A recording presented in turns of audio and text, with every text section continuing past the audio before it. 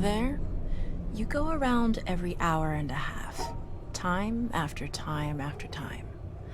You wake up usually in the mornings, and just the way that the track of your orbits go, you wake up over the Mideast, over North Africa. As you eat breakfast, you look out the window as you're going past, and there's the Mediterranean area, and Greece, and Rome, and North Africa, and the Sinai, the whole area. And you realize that in one glance, that what you're seeing is what was the whole history of man for years, the cradle of civilization. And you go around down across North Africa and out over the Indian Ocean and look up at that great subcontinent of India, pointed down toward you as you go past it. And Ceylon off to the side, Burma, Southeast Asia, out over the Philippines, and up across that monstrous Pacific Ocean. Vast body of water. You've never realized how big that is before. And you finally come up across the coast of California and look for those friendly things. Los Angeles and Phoenix and on across El Paso. And there's Houston. There's home. And you look, and sure enough, there's the Astrodome. And you identify with that, you know? It's an attachment. And down across New Orleans, and then looking down to the south, and there's the whole peninsula of Florida laid out. And all the hundreds of hours you spent flying across that route, down in the atmosphere, all that is friendly again. And you go out across the Atlantic Ocean and back across Africa. And you do it again, and again, and again. And that identity, that you identify with Houston, and then you identify with Los Angeles, and Phoenix, and New Orleans, and everything. And the next thing you recognize in yourself is you're identifying with North Africa. You look forward to that. You anticipate it. And there it is. That whole process begins to shift of what it is you identify with. When you go around it in an hour and a half, you begin to recognize that your identity is with that whole thing. And that makes a change. You look down there, and you can't imagine how many borders and boundaries you crossed again and again and again. And you don't even see them. At that wake-up scene, the Mideast, you know there are hundreds of people killing each other over some imaginary line that you can't see. From where you see it, the thing is a whole, and it's so beautiful. And you wish you could take one from each side in hand and say, look at it from this perspective. Look at that. What's important? And so a little later on, your friend, again those same neighbors, another astronaut, the person next to you goes out to the moon. And now he looks back and sees the Earth not as something big where he can see the beautiful details, but he sees the Earth as a small thing out there.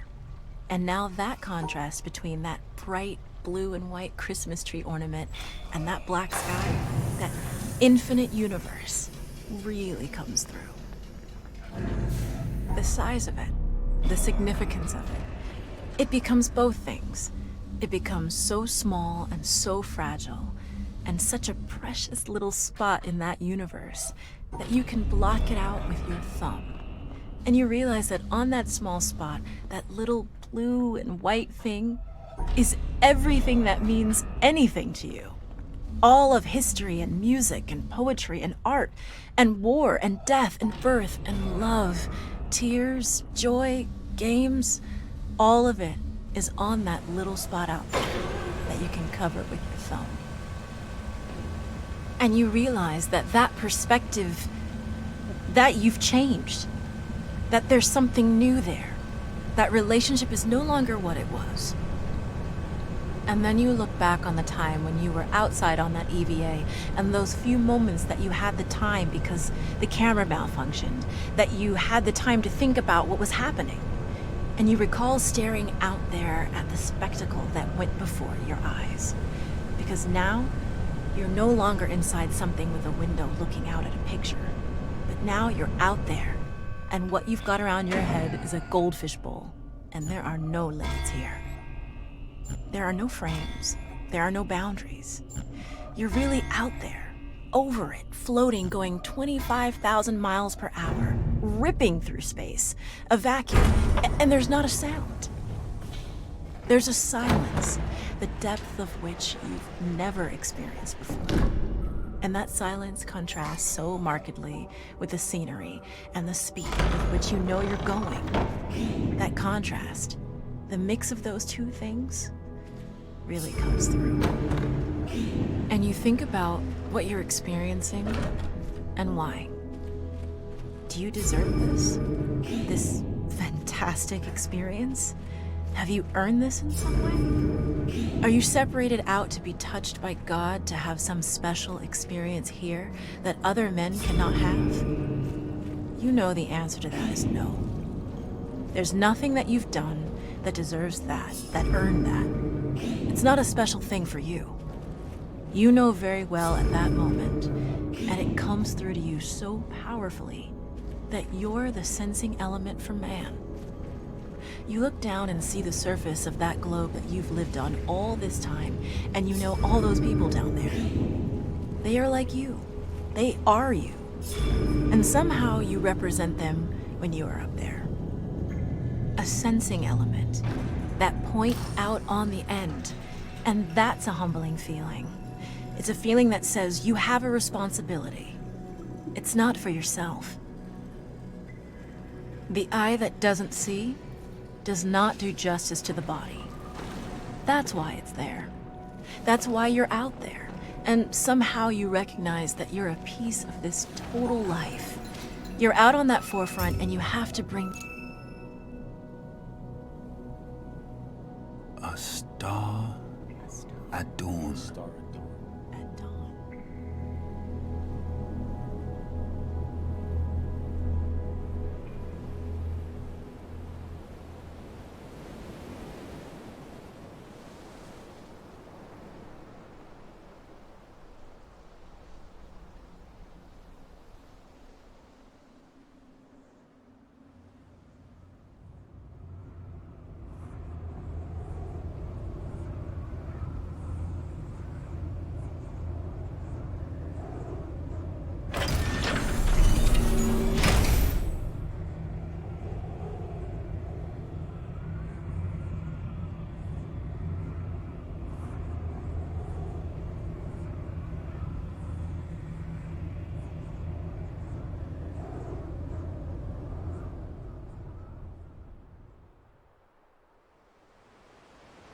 A bubble A bubble in a stream. in a stream.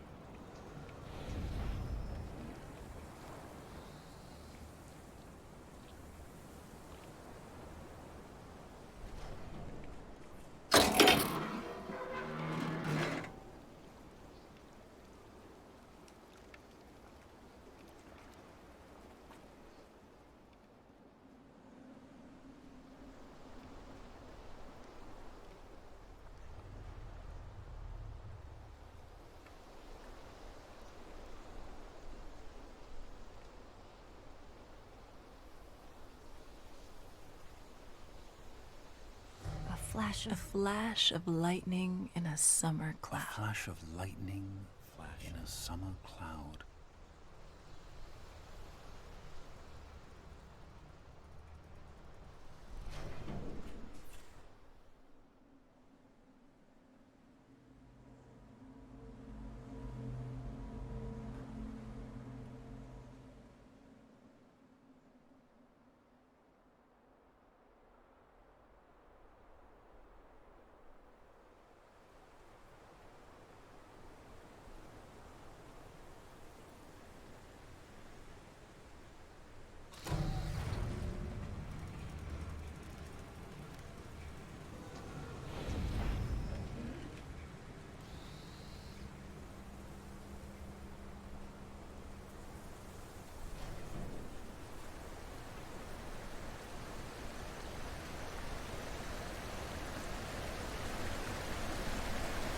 flickering lamp.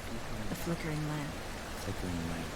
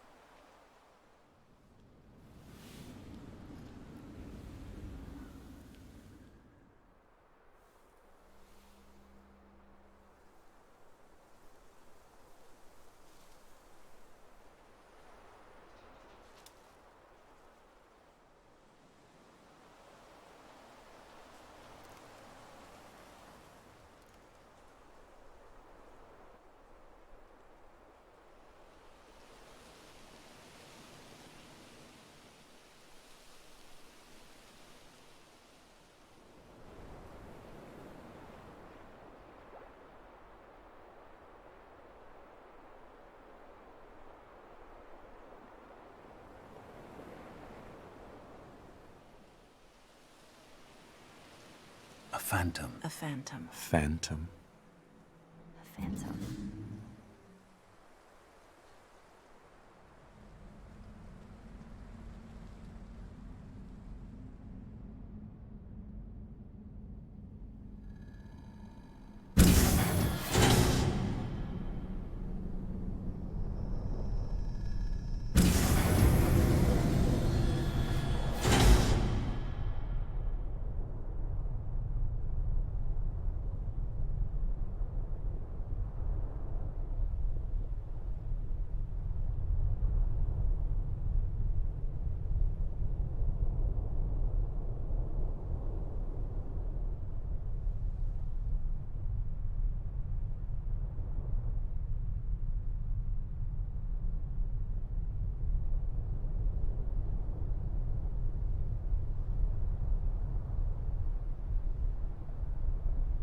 And a dream. And a dream. And a dream.